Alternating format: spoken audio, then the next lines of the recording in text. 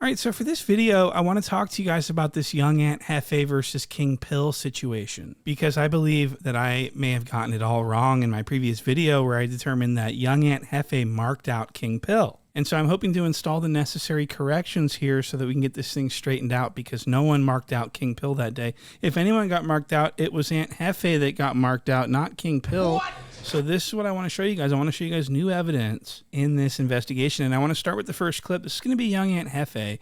And I want to explain what's going on in this clip. So young Aunt Hefe has been taking a lot of backlash lately. And he's been taking this backlash because he refuses to call out the 16 for instigating that confrontation between him and King Pill. And he's just been getting showered with negative comments, calling him a spineless idiot, a not a stand-up guy, a coward, a mark. And it just goes on. And young Aunt Hefe is greatly affected by these negative comments. It's really taking a toll on him because he wants to maintain this street gangster persona, but he also doesn't want to stand on business and hold the 16 accountable for his actions. So he has gotten himself into quite a pickle here. And this is what leads us into our first clip of this lesson. This first clip is going to be young Aunt Hefe on the No Jumper show addressing the backlash and explaining why he is such a coward. Listen to this and pay attention to him.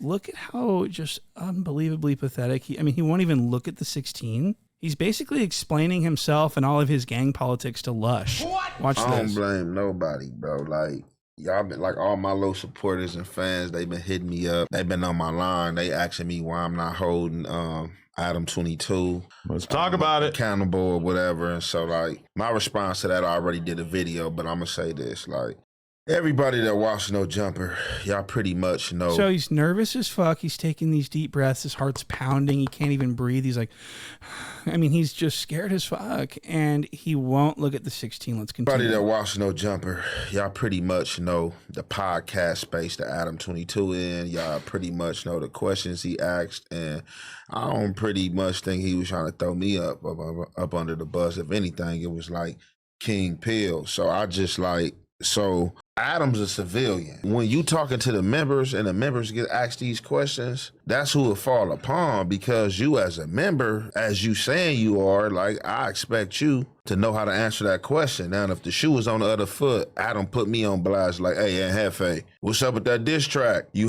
took them disses out. I would have known how to answer that to where it just would have shut that completely off to where he wouldn't even have to say it, nothing, just would have respected it. You know what I'm saying? I mean, because... All right, so that pretty much didn't make any sense at all. And he just gives this nonsensical non-answer, really. He doesn't even really, he just kind of dances around it, doesn't he? That's so pathetic. So the correct answer is that he is terrified to push back on the 16 out of fear of losing his spot at No Jumper. He absolutely understands that he is 100% expendable. He is replaceable. He can be replaced overnight. No one would even miss him. And he understands this. And that's why he doesn't say anything, because he knows that the 16 would be like, hey, sorry, man, this is a podcast. I got to do what I got to do. You can go. Fuck off. Fuck 8-Tray. Fuck all your homies. Fuck you. And that would pretty much be the end of it at that point. So I just want to show you that now. This next part is going to illustrate this perfectly. The 16 is going to start saying some out-of-pocket shit that he shouldn't really be speaking on from a street perspective. And then young Aunt Hefe, instead of pushing back and shutting it down, he does this tick. Whenever the 16 says anything out of pocket gang-wise, young Aunt Hefe lets out a nervous laugh. And this is his defense mechanism. He's terrified. I feel like if you're a member and you make music in which you diss other hoods, you can't be wishy-washy when somebody brings it up. You got to say, yeah, that's what I said. Or else, why the fuck are you even saying it? Adam, would you have asked that? Am I wrong? See, that's that bullshit. I mean, I'm just saying, that's that bullshit. It's not a bad question. Look, all right, so look, so let me, all right, so boom. Wow, so the 16's really letting it be known. He's really telling these LA gang members how they should behave. He's telling these gang members that, hey, if you make a diss song and you're telling someone that you want to kill him in a song, and then you come to No Jumper and you turn that shit down, nah, you got to go, fam. What? You's a bitch. And that's what he's basically saying, and young Aunt Hefe thinks it's funny. Now for this next clip, I want to go over some untruthfulness that's been going on because they've been trying to rewrite history over there at No Jumper. Young Aunt Hefe and Lush One the Cocaine Bot have been trying to twist around the truth and bend it into something that it's not. And I'm afraid I just can't let that happen, okay? I just got a huge problem with stuff like that. So I want to take you to this next clip. This is going to be very interesting to you guys. This has Lush One in it, and Lush One basically says, hey, fool, like, did you see me do this thing with my eyes when you were talking all that gangster shit, fool? Because I swear to God, my eyes were doing a thing, and they, like, I thought it signaled to you, like, nah, fool, like, wait until you hear this, and then I'm just gonna have to explain it afterward because there's so much going on. Look at this. That weird shit. Did I read it wrong, or was it literally like the face that I made in my eyes? Because I didn't say anything at that point, but like when he was like, well, Adam made a comment like, oh, he wasn't dissing that hood, he was dissing, and then I kind of made a face like, I wasn't even looking. When Adam was talking, I was looking at Adam. When you start talking, I was looking at you, so I didn't even see the face you made. Okay. But I do. So what Lush is saying is that when the 16 was politicking that night and saying that, oh, he wasn't dissing his, it means something different in his hood. And when the 16 said this, Lush reacted by making a face as if to say, actually, no, that's exactly what the fuck that means, homie, but we ain't gonna speak on it, though, you feel me? That's the homie, you feel me? And he wants to be involved in the conversation, so he's asking Aunt Hefe if, hey, was it the face I made of you that made this whole thing jump off, you feel me? Now I'm watching this and I'm going, wait a second, Lush made a face? And so I very quickly rolled back the tape and re-examined it. And I made the determination that young Aunt Hefe absolutely 100% saw Lush make this face. So Lush actually was part of the reason that young Aunt Hefe felt he needed to address King Pill. If it was just the 16 saying a bunch of nonsense, he wouldn't have said anything. But because Lush is official. Lush is highly respected. The gang members, they politic with him. He's an insider. They welcome him into their hoods. Lush is a big deal in LA. So when he made this face, young Aunt Hefe was like, oh, we ain't going to let that linger, though. And he began to address. So Lush is involved in this provocation, and I'd like to show you the clip right now. Look at this. This is Lush making the face. I know. And his version of that word means something else. Yeah, a lot of my shit that I was talking about was in my local community, you feel me? But yeah, shit, I took it out to reach a wider audience, you feel me? So again, Lush is like, I don't know about that one, homie. He for show dissed the set, homie. And young Aunt Hefe's looking right at him, and young Aunt Hefe's going, well, if Lush is gonna speak on it, then we ain't gonna let that go, you feel me? We gonna speak on it. So that's crazy. And he absolutely saw Lush make the face. This face that Lush made was a major reason for young Aunt Hefe to confront King Pill. And it's obvious. I mean, let's look at the tape again. Look at young Aunt Hefe looking at Lush making the face. And his version of that word means something else. Yeah, a lot of my shit that I was talking about was in my local community, you feel me? But so not only did young Aunt Hefe see Lush make this face, but he gazed deep into his eyes when he made the face. So why would he lie to us?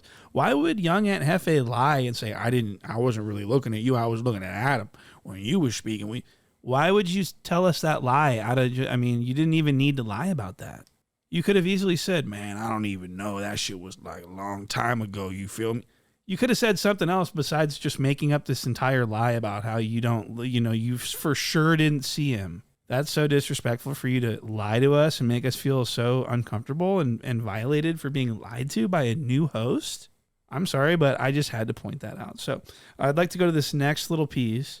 I had a major problem with this. This is going to be young Aunt Hefe misrepresenting material facts. This is the rewriting of the history that I was talking about. This is going to be young Aunt Hefe telling a completely different story than what actually happened. What young Aunt Hefe is going to say is that he asked King Pill specifically, what we on though? Meaning, what do you want to do about this little kerfuffle? Would you like to squabble? Would you like to back down for me? Which option are you going to go with?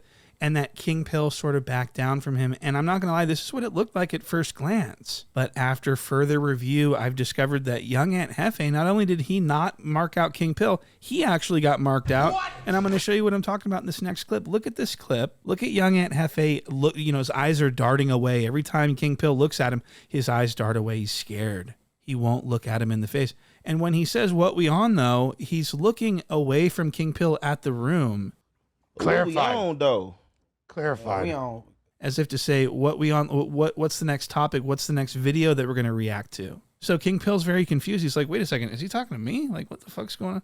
And then young Aunt Hefe goes on to the No Jumper show and misrepresents this and says that he basically fully called out King Pill, and King Pill backed down from him and was unwilling to participate in any type of confrontation. I mean, this is a huge lie, right? I mean, what the fuck? Like, you know what I'm saying? Like, we got past that. Look, once I said what we on? Clarify. Clarify. What we on, though? That was that, and like what we on. I didn't take that out that I was calling him out. What we on? I set that out there to say either we can get to it or we can leave this subject alone. So he wants to tell the truth, but he can't because he's afraid. But he starts out by saying like he didn't mean it as he was calling anyone out, which is true. But then he follows it up with describing exactly what a call out is by saying, I just wanted to see if you wanted to fight over what we were talking about. What? So he's actually saying, yes, I did challenge him and I did call him out and he did turn me down. So he did get marked out. So he's claiming that he marked him out but he's trying to tell it he's trying to finesse it to you because he thinks you're stupid. Now Lush is actually going to try to help young Aunt Hefe lie. And Lush knows for a fact that young Aunt Hefe was looking out into the room when he said, what we on, though. He was not looking at King Pill, but he wants to throw Aunt Hefe a life raft. He wants to lie for his friend. So he says, he was looking straight at his face, too, fool. I seen it. I seen young Aunt Hefe looking straight at King Pill, and he said, what we on, fool? Like, what are you trying to do, homie? You trying to get down, fool? You trying to squabble on Westlow, so I'll get down, fool? And he's trying to juice up the story in favor of Aunt Hefe. Let's take a look at that. Either or, it's fine with me. Either we gonna leave this subject alone or we gonna crash about this. You were shit. looking right at him when you know said what we people are. know who who I was talking to. Like it ain't all you was talking to the room. No, I would have been like, what subject or topic we on? I was talking to him when I said what we on. He said what we on. I said explosive. Yeah, his booty. Yeah, for sure. Wow. So I've got a problem with pretty much everything that he just said.